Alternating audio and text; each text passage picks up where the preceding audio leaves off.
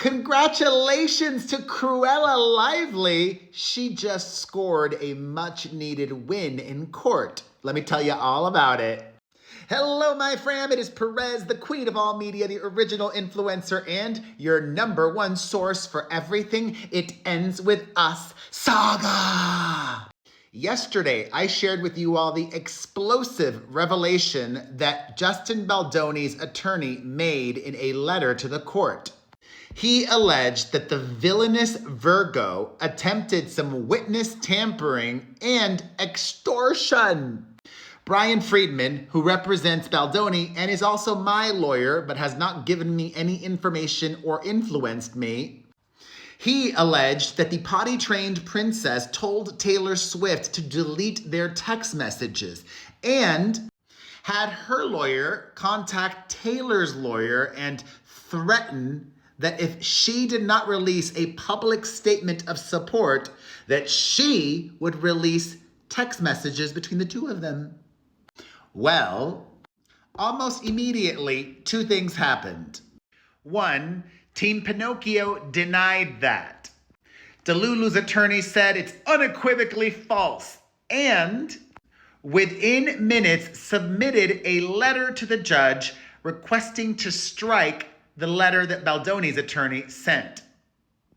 And then this morning, Baldoni's attorney sent another letter to the court. His letter today was a response to, this is such like a circle jerk. His letter today was a response to their motion to strike his letter from yesterday. Follow me? He explained his letter from yesterday and added an affidavit. In that affidavit, he gave us even more information. Brian Friedman said that he spoke to a very trusted source close to Taylor Swift back in February. He told the judge that he's not identifying the source at this time, but should the court direct me to do so, I will comply with the court's order.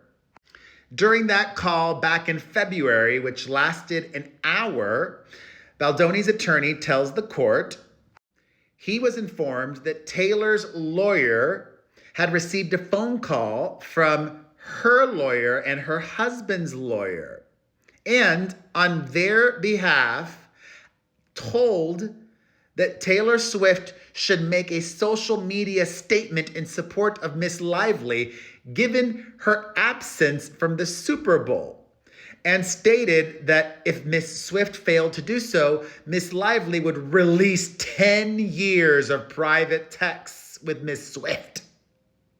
Brian Friedman also says that his source told him that Taylor Swift's lawyer accused the shampoo company's owner of extortion and ended the call. Brian Friedman also said in today's sworn affidavit that 4 to 5 months prior to his phone call in February, the expert extortionist told her former dragon to delete their text messages. And also in today's affidavit, Brian Friedman says on a later call with the same individual whom he's spoken to on other occasions since February, the individual told me that Swift's attorney had sent written communication to Lively's attorney regarding their phone conversation. That's why not just Taylor Swift, but her attorney was subpoenaed. Baldoni's lawyer says he was connected to this source through a mutual friend who informed me that the individual wanted to talk. Well, literally minutes ago, Judge Lyman just ruled granting the Lively party's request to strike yesterday's letter from Brian Friedman. But not before he was able to respond today with the affidavit and even more information. Now that is out there, and so is everything from yesterday's letter, and I have two thoughts that keep percolating. One, Brian Friedman, Justin Baldoni's attorney, sat on this information for months. He's got a lot of cards up his sleeve, tricks up his sleeve. I'm Cuban. I'm bad with expressions. You know what I meant, right? The call happened in February, and we're not finding out about it until May. He was aware of all the allegations from the plantation princess for months. And the fact that the Super Bowl was mentioned today in the affidavit, remember, I just read it to you. It says, Blake Smollett's lawyer working on her behalf requested that Taylor Swift make a social media statement in support of Miss Lively, given her absence from the Super Bowl that year. Is Travis Kelce the source?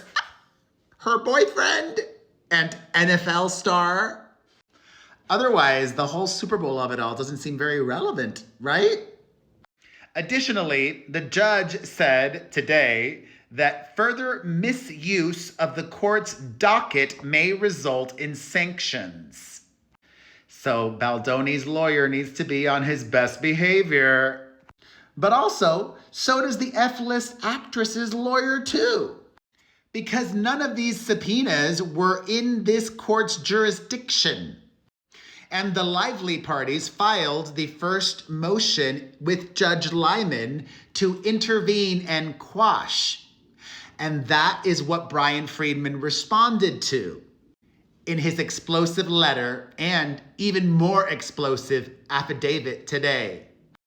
And that's the very latest. I love this saga. Thoughts? Let's discuss it all in the comments section.